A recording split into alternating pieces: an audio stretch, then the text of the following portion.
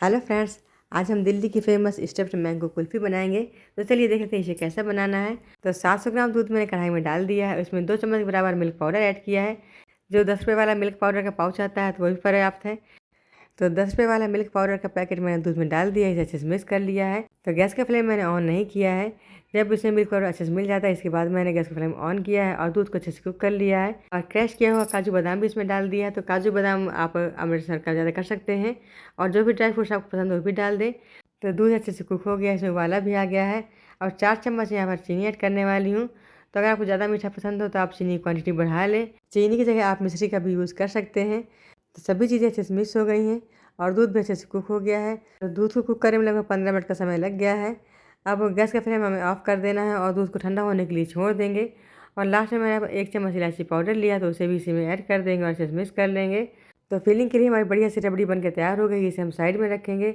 और मैंने 3 आम लिए, तो मैंने दशहरी आम लिए हैं। आम को मैंने अच्छे से धो के साफ़ कर लिया है और आम की ऊपर वाली टोपी उसे हटा देना है।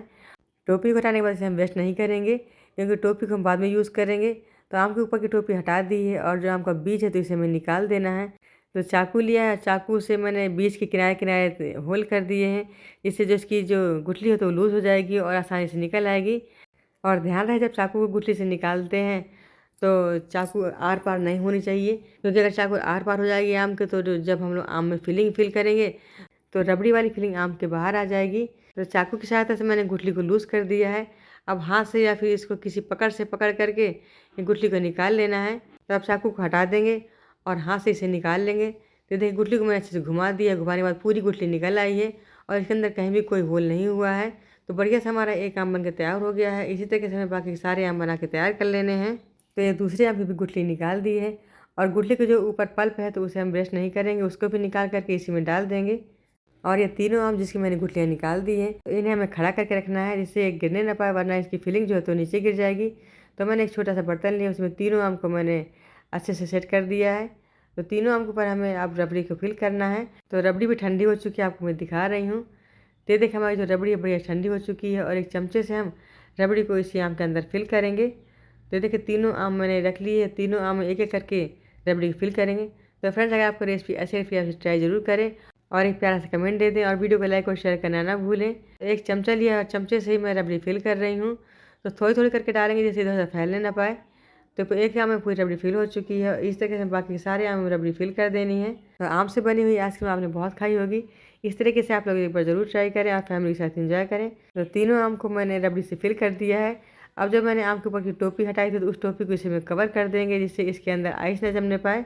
और टोपी से कवर करने के बाद आम को हम किसी एक बर्तन से कवर कर देंगे। आम को मैंने कटोरे ढक दिया, इसे हम ओवरनाइट के लिए फ्रीज़र में छोड़ देंगे।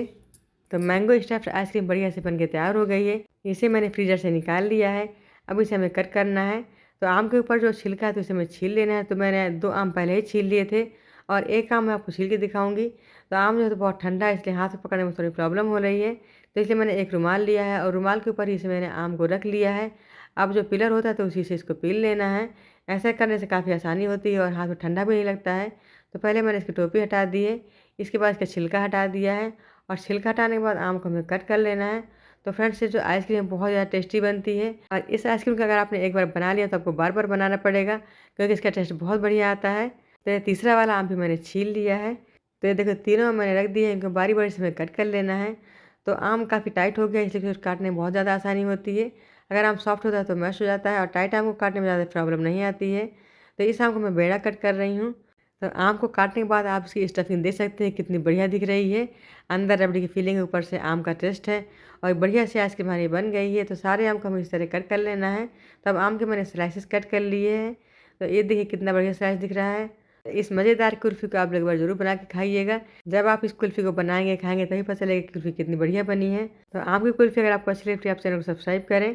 तो 2 आम मैंने स्लाइसेस में कट कर लिए हैं और तीसरा वाला आम लंबाई में कट करूँगी। जैसे आम की कली होती है फिर कली इसमें निकल आएंगी। तो ये देखिए तीसरा वाला आम भी मैंने काट लिया है और उसकी एक बढ़िया सी कलियाँ निकल आई हैं। तो मैंगो आइसक्रीम आपको जिस तरह से खाना पसंद हो आपको उसी तरह से काट लें। तो मैंगो स्टफ्ड आइसक्रीम बन के तैयार हो गई है और खाने के लिए रेडी है। बाकी की बची हुई रबड़ी को मैंने गिलास में जमा लिया था। तो इस तरह के नए वीडियो में नए रेसिपी के साथ मैंने तब तक नमस्कार, थैंक्स फॉर वॉचिंग।